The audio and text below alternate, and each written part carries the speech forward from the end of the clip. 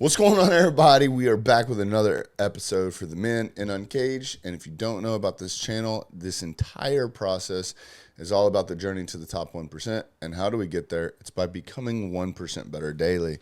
And today we're going to be talking about controlling the controllables. It is something that we discuss very heavily inside of Uncaged, but the free group, VIP group.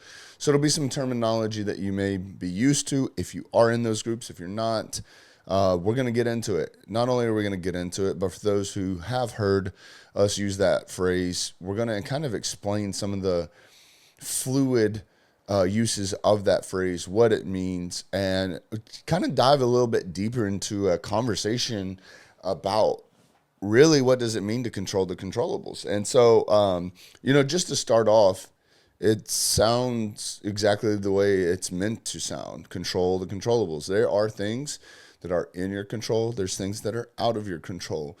Also, in a completely different conversation, to discuss what is controllable, you would imagine that things that have happened in your past, whether or not it has been something that you at one point in time had control over, you now no longer have control. You can only control what happens in the present. Now, what you do in the present can also directly, of course, affect your future. So, from a outside perspective, or from like if you were a third party action, can control your future as well. But regardless, there's nothing you can do about the past. So, prime example of this, I am behind on getting this exact podcast out. There's no excuse.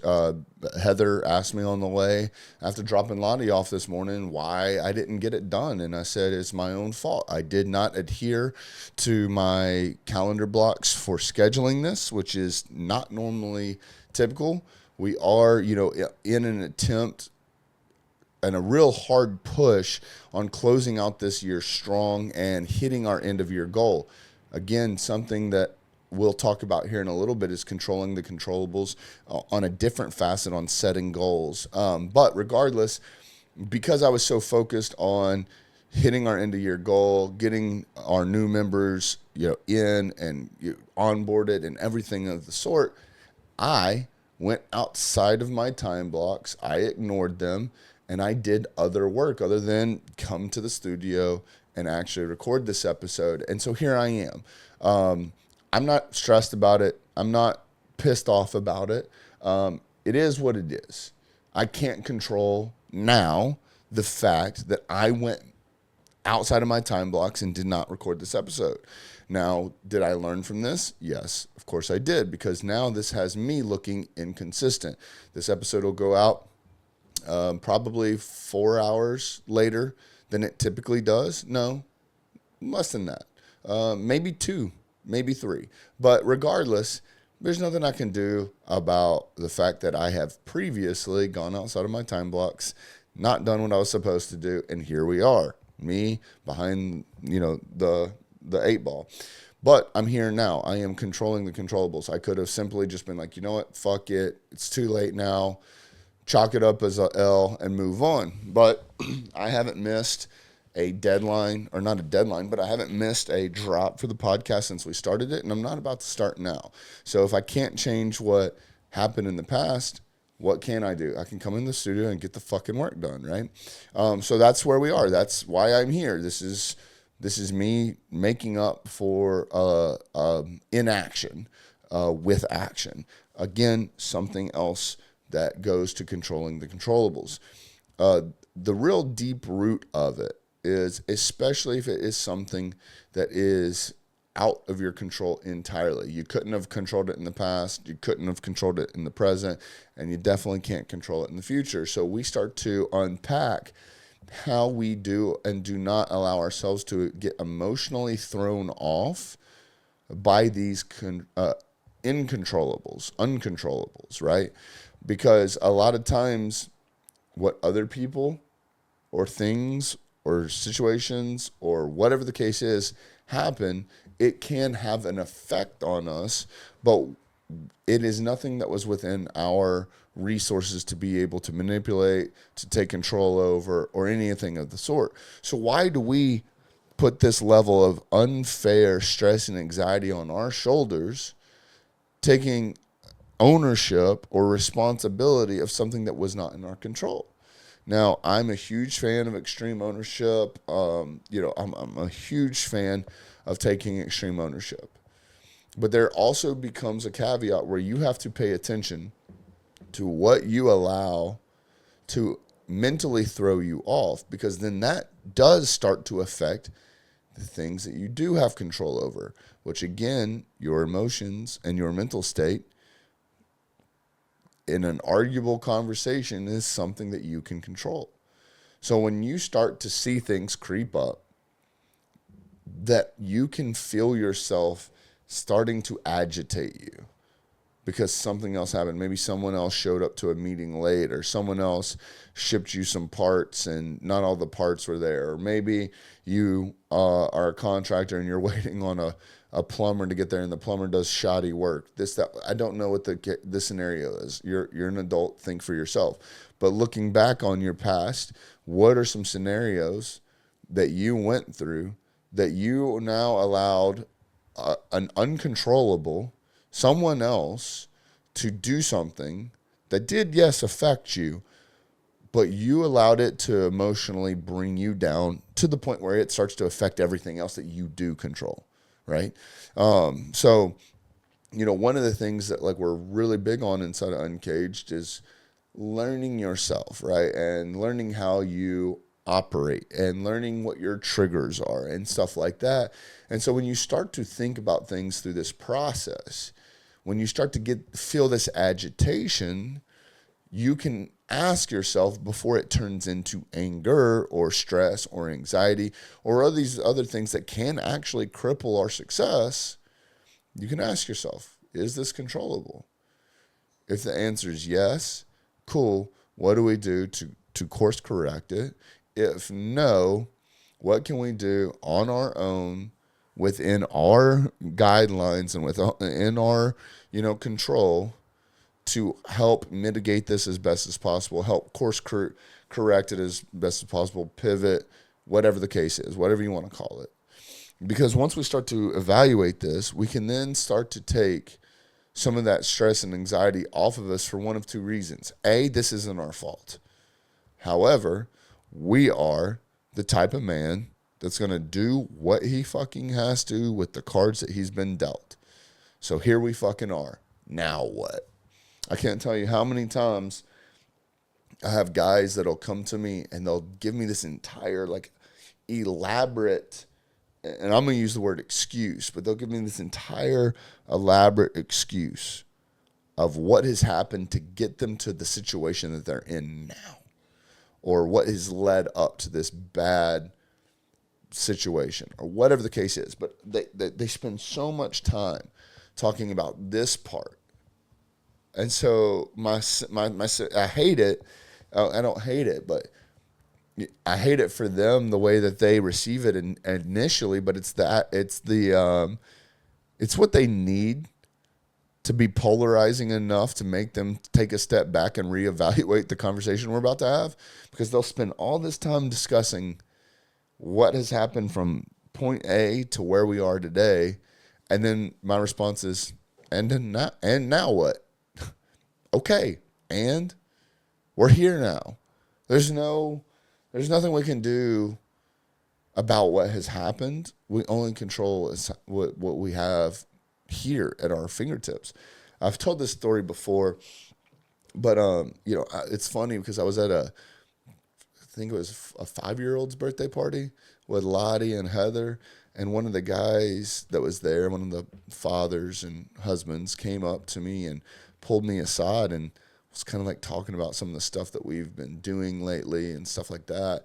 And he was like, must be nice, like this, that, whatever. And if you know me, like must be nice is a huge pet peeve of mine. But anyway, so obviously I'm already like, all right, here we go, one of these guys. And then he proceeds to tell me like basically an excuse that he can't have any of the things that he has now, or that we have, because he used to fucking do meth. And clearly no one's ever not enabled this guy or whatnot, or no one's ever talked to him this way because, dude, he turned white as a ghost. His jaw dropped, and I was and you did meth, cool. What are we talking about here? Uh, and it's funny because I look at the guys that I get the honor of running with in the VIP program, and you look at some of these guys that did not allow their past to control their future. We've got guys that have, been molested, done hard drugs, gotten felonies, ran with the wrong crowds, had horrible upbringings. We've had guys whose parents have tried to kill them for insurance money. We've had dudes that have been molested by family members. We have guys that have started doing meth at 13 and heroin at 15 and like all this crazy shit, right? All these wild stories. But then you start to unpack like some of the success some of these guys have seen. Like we got 3 guys in the VIP group that their portfolios do over $100 million a year. 2 of them have fucking felonies. Pretty sure the third one might, but I haven't asked that question outright, and that information hasn't just been freely given.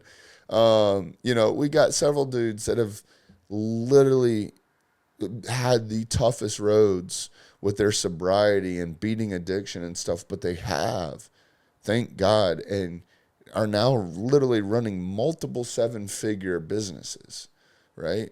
And it's just cool to see the difference between the people that allowed things to be excuses and allowed things that were uncontrollable to them to dictate what they could control.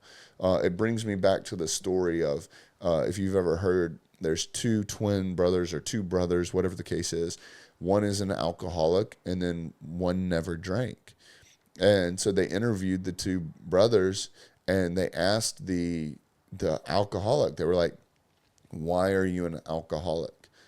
And his response was, because my dad was an alcoholic. They asked the guy that had been sober, they're like, why are you sober? He said, because my dad was an alcoholic, right? So this is an analogy of like all these guys that like tell me all these stories up to where they are on all these excuses, right? But like, we can't control any of that. Not only can we not control that, half that shit, you couldn't control the fact that your dad was an alcoholic, but what you can control is whether or not you're an alcoholic. And so it's really fun to start to peel back the layers of this onion and see how different men, specifically, because that's who we talk to on a day-to-day basis, allow things to creep in to who they are, what they do, but not only that, not even understanding the severity of the situation, because when you allow something that is uncontrollable to control how you start dictating things and making decisions and deciphering things and choosing your courses and stuff like that, is you're allowing an uncontrollable to not only control you, but then start to control everyone that relies on you and that you provide for. And that could be employees, that could be coworkers, that could be subordinates, that could be family members, wives, children, parents, whatever the case is. And it trickles down from there. So when you start to look at like the level of excuse making that you have, and the level of stress that you put on yourself for things that are not in your control at all, you start to see that you end up hurting other people as well. And kind of a separate conversation, we were at one of the retreats, and it was Sunday morning, sitting around the outdoor patio, drinking some coffee.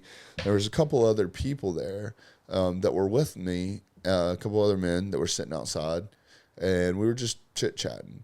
And it was actually one of my discussions on one of my newest, so it must have been a Q1 retreat, because I was talking about like one of my goals for this year was not feeling guilty about anything. I know that sounds wild, but like obviously understanding that if I'm not the type of man to put myself in a situation to deservingly feel guilty, then my objective is, if I know that I'm the man that makes the best decisions he can with the information that's provided, and will do whatever I can to make things right, no matter what that is, then why feel guilty? Why allow that stress, again, controlling the controllables of something that's happened in the past, affect who I am today? And so part of that conversation, you know, and it was funny how it bleeds over into everything in life. Like health is like, man, if I wanted to eat the donut, I'm going to eat the donut or drink the beer or whatever the case is. And I'm not going to feel guilty about it, because you know what? I know I'm going to be in the gym tomorrow, and I'm going to fucking do what I have to do to earn that shit. Or maybe beforehand, I've got a bunch of shit that I earned up, and if I want to splurge a little bit, here we go. Same thing with finances, same thing with our relationships, right? Like relationships, how can I pour into my wife's cup? And so that when it's time for me to be down and out and need some support, I don't feel guilty about that request. Whatever the case is, you can find an analogy in anything, right? But, you know, pure example is me not doing the work and going outside of my time schedule, which caused me to be behind on putting this episode out. And for me, I 100% take extreme ownership. I shouldn't have done it, but here we are. And I try to look back and say, you know what? Everything happens for a reason. It's not an excuse to not fucking do what you're supposed to do, though. And saying like, cool, like one of those guys that I talked to that I was able to get into VIP could potentially save his life. It'll definitely change the trajectory of his life, whatever the case is, right? And so now I look at, all right, cool, now what? We're talking about the past. What about now?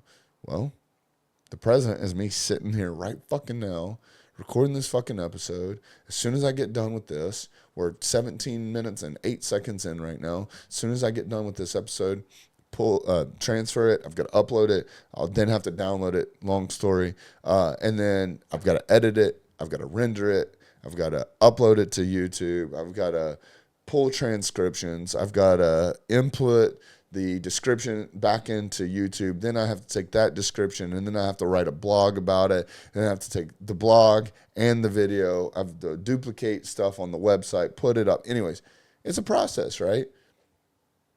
But it's a process. That's it. The process is doing the fucking work. The process is controlling the controllables.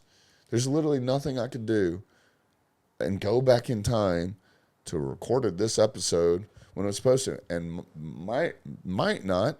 It definitely wouldn't have been this episode. It wouldn't have been this type of content, because it's not something that I'm as open and honest and transparent with you guys as possible.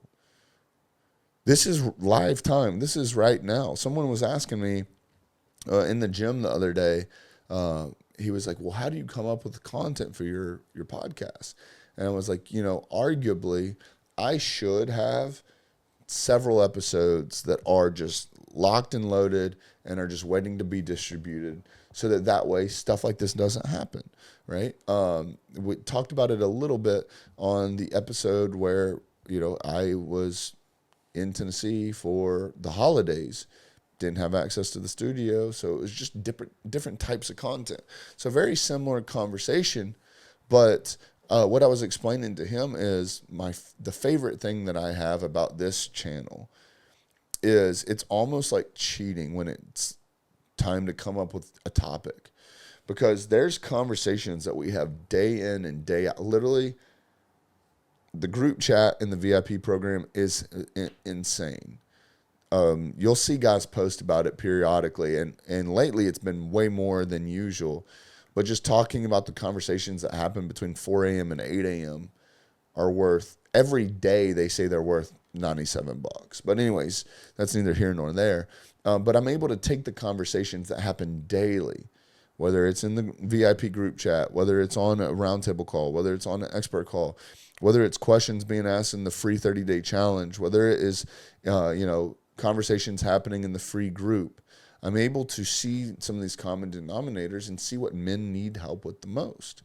I'm able to take that information and regurgitate it into something that's tangible and actionable for this podcast. So it's really fun for me to do things in the moment when it is important to the members. But then you get to see this example of like lifetime scenarios, and it's able to bring up like real shit. Like this isn't some super fabricated podcast with some elaborate strategy to close you on something high ticket. Like, bro, like the only thing I have to offer you is fucking VIP for $97 a month. That's $1,164 a fucking year. If you can't see the value in that, we don't want you. We're not going to hard close you. We're not going to pressure sell you. We're not going to cold DM you. Like, if you want us, we want you. If you don't want us, we're fine with the men that we have. Because we have such a strong, powerful group of men that understand the value here. But anyways, there's no real strategy here other than producing content and information and education for the men that need it based on the stuff that they need. So anyways, talking about controlling the controllables, I can't go back and have previously recorded content to put out on time today, which should have dropped an hour and 31 minutes ago. I'm here now, controlling the controllables, doing what I'm supposed to be doing to be the man I'm supposed to be. I don't know why I stepped outside of my time blocks. I talked to 2 men that hopefully needed it more than this podcast needed to go out on time. I don't feel guilty about it. I don't feel bad about it. Did I learn from it? Yep. What am I going to do to move forward to make sure that I don't put myself in a situation like this? Record podcasts when it's my time block. Will there be a moment that comes up where I feel as if it's more important for me to talk to another man or other men instead of being in the studio and getting this out 2-3 hours earlier? Probably will be. We'll cross that bridge when I get there. Because all I can do, all I'm going to do, is just control the controllables. Guys, I hope this episode meant something to you. If it did, please give it a share. Tag someone in it. Just, I don't copy the link and send it to them in an SMS. Whatever you got to do to get it in front of them. The information like this is the stuff that we're trying. We are on a mission to get information like this as accessible to as many men as possible. So if you could help with that mission, that would be wonderful. If you have any questions about VIP, please reach out, talk to myself, any other pack leader, any of the other VIP members. We'd all be more than happy to stop what we're doing and have a conversation with you. So appreciate y'all, and we'll talk to you soon.